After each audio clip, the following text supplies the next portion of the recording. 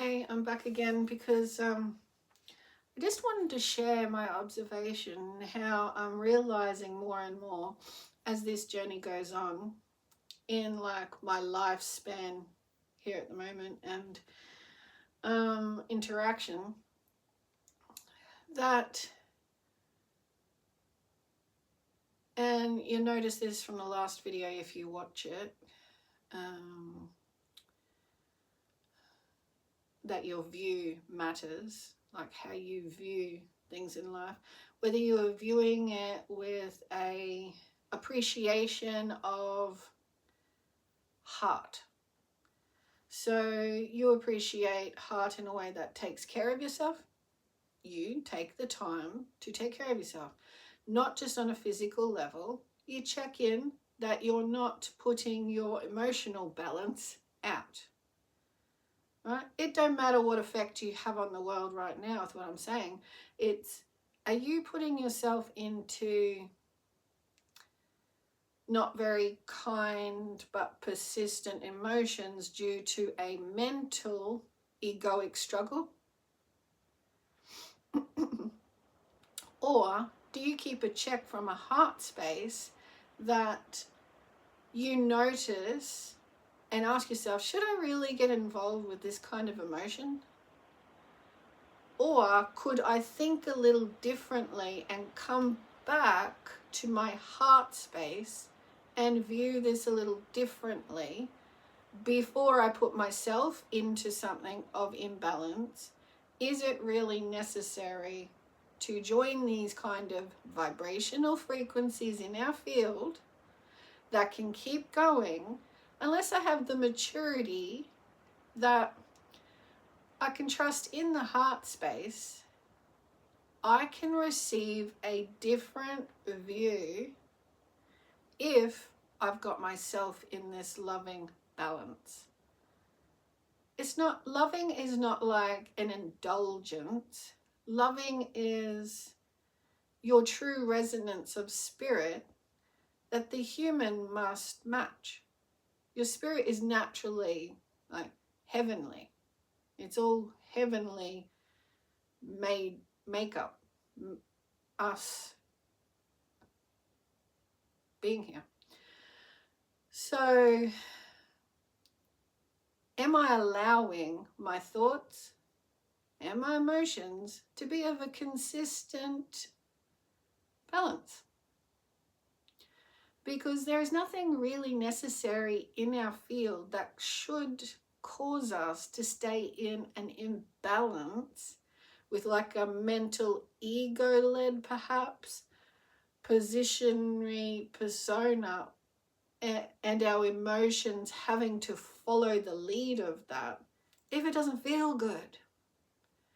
And if it shows that it's a part of our health, and therefore the choices we make might end up being more indulgent in physicality for dependence of, you need to feel balanced somewhere, so I'll indulge in the physical experience. So perhaps, it can lead to excesses of physicality, which is a lower vibrational consciousness and of a slower, denser, nearly to the point of, completely honest here, dumb actions, because the being isn't in balance, isn't keeping themselves in check.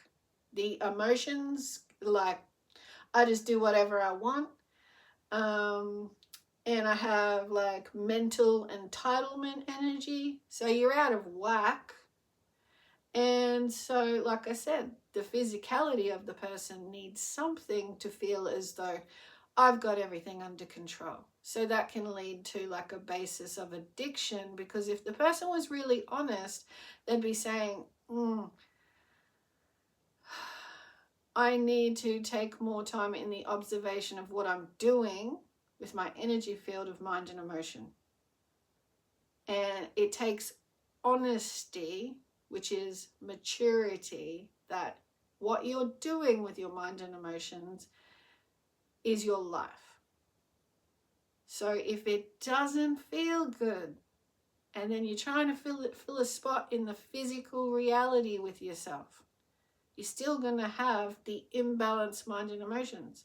So you get honest, and it doesn't lead to, and this I'm saying this because it's an obvious difference of the separation with life dependence on ego persona, yet the person is unhappy, because if the ego is in excess, the person will be unhappy, because the heart, the spirit, the soul is not ego excess. So they'll try and fill something in their life instead of taking accountability for what they're actually thinking. And the ego identity is so like, they think it's them.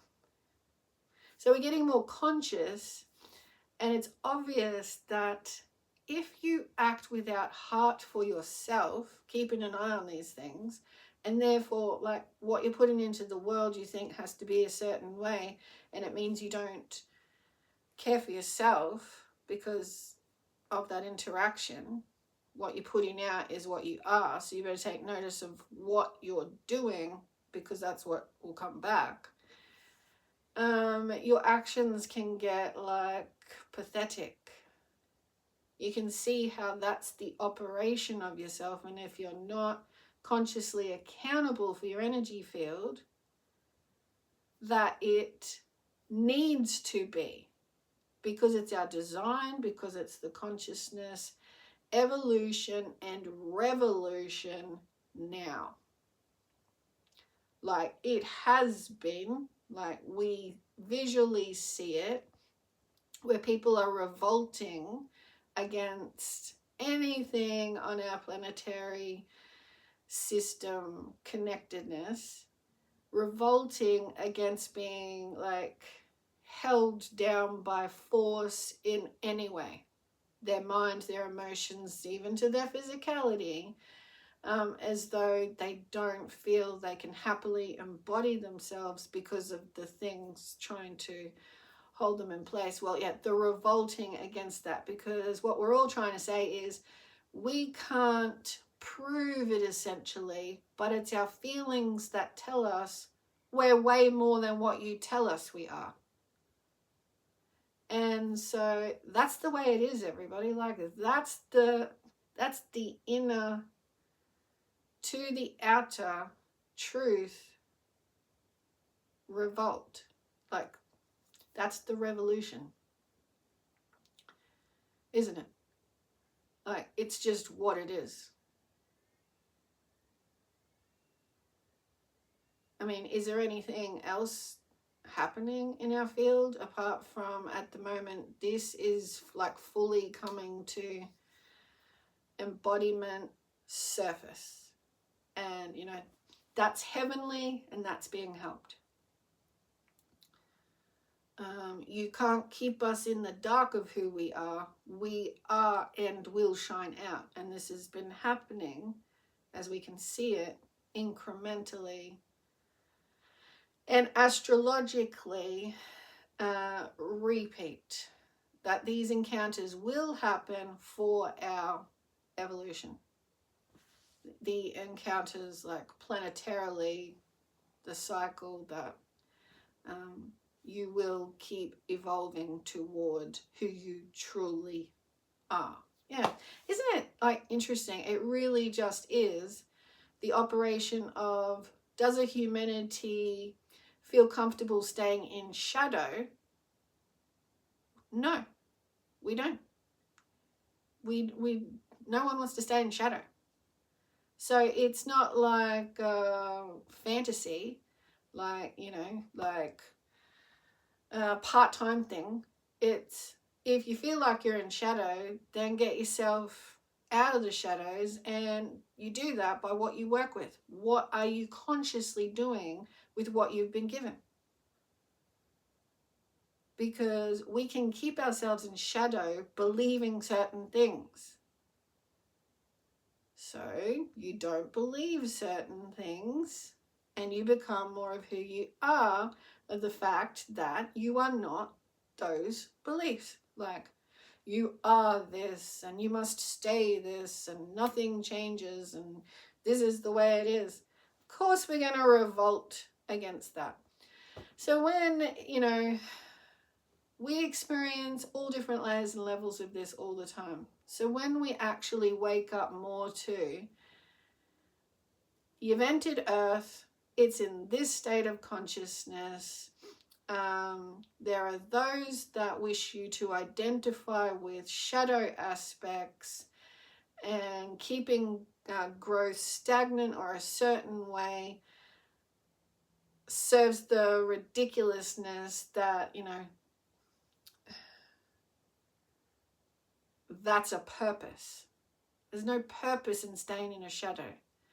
The purpose of visiting Earth in the universal expansion of life is experience it. Experience what the shadow can do. And in knowing what the light can do, and in knowing that you are light, here for a temporary experience, 100 years maybe,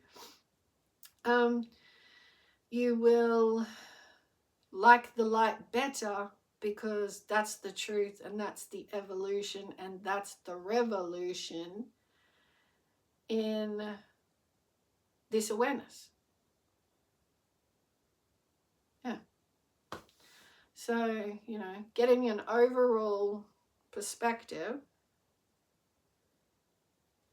becomes your conscious alignment with that truth, with its truth, that light is feeling better, take care of yourself and put that out into the field and life gets better for everybody. Go with the influence of revolution and evolution. Because there's nothing in the opposite. You know how we talk about, or how the description is, we play in the shadow and the light. Well, yeah, you can describe it that way, but I like to take it a little bit more realistically. Notice what that actually means. As an overall statement, yeah, we're playing in the shadow and the light, but actually put consciousness to it. When you know you're in your shadow, you can't make that statement, we're playing in the shadow and the light, if you stay in the shadow. Just remind yourself that, where's the light in this situation? Where is the light coming from in me? What am I emphasizing here? Am I helping this reality? Or am I adding to it from a shadow perspective? So you didn't come here to live in shadow. And if you say it's a dance or play between shadow and light, then it's not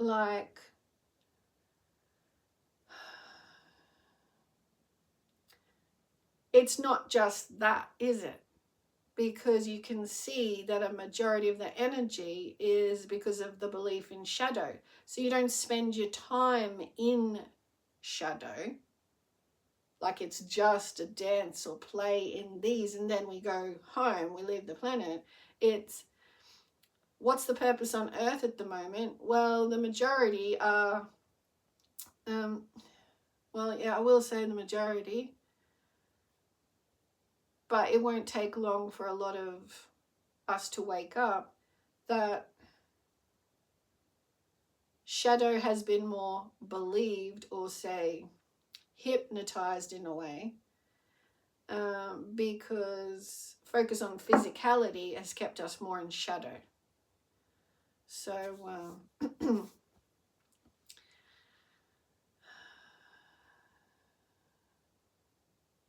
more of us are joining the light evolution, because it's purpose, it makes sense. That's what's happening on Earth at present.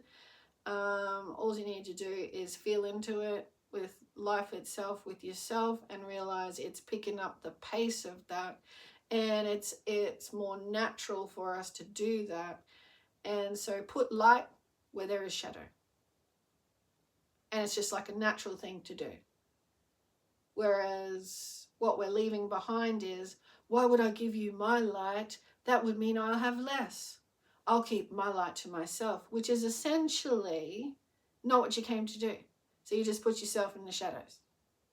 You came as a part of the evolution of this planet to bring your light through. So don't be afraid to just show that in any way. Okay? It's just like that. Magic. Don't be afraid to show yourself in any way, because that's your light. Don't think it doesn't make a difference, because feet on the earth, like tree trunk connected to the earth, you have come to do that. The tree shows you its light in its growth, in its connection, in its purity. That's what it does. So don't avoid it for yourself and act like a tree that doesn't have anything to give. Like, I don't know why I'm here, and any kind of shadow perspective that can just drain your resource, when the truth is, feet on the earth, what have you come to give? And offer it. And we get out of the suppressive states of mind of unconscious suppression of ourselves due to what we believe going on in the outside world. Just because we see it doesn't mean it's who we are. Because we really are the tree trunk with natural resource to offer. Magnetically, heaven and earth offer that flow. Yeah, so I just wanted to do this video because the opposite of offering yourself, don't go there. Don't let yourself go there for too long. Because, offer who you are.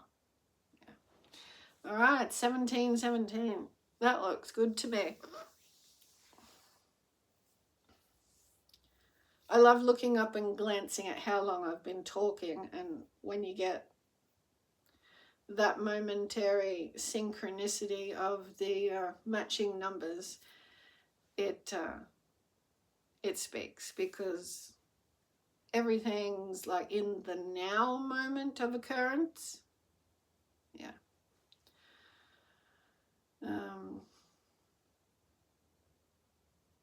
Yeah, that's all I have to say about that. God bless. Bye for now.